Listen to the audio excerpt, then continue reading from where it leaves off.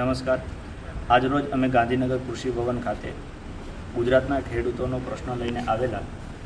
ગુજરાતના ખેડૂતોના મનમાં એક મૂંઝવણ છે કે અમેરિકામાંથી જે કપાસની આયાત ભારતમાં થવાની છે, તો એ જે આયાતનો નિર્ણય સરકારે લીધો છે, સરકાર તરત એ નિર્ણય પાછો ખેંચે. કેમ કે જો અમેરિકન કપાસ ભારતના બજારમાં આવશે તો ભારતીય ખેડૂતોના કપાસનું શું થશે?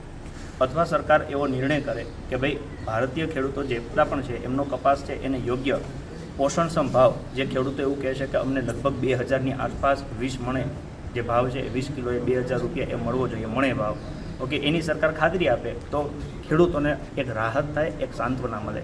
અથવા તો એ નિર્ણય સરકારે જે અમેરિકન કપાસને ભારતમાં આયાત કરવાનો લીધો છે એ નિર્ણય પાછો ખેંચી લે, જેથી ભારતનો જે કપાસ છે એ ભારતના બજારમાં જાય અને લોકોને જરૂરી યોગ્ય પોષણક્ષમ ભાવ મળે.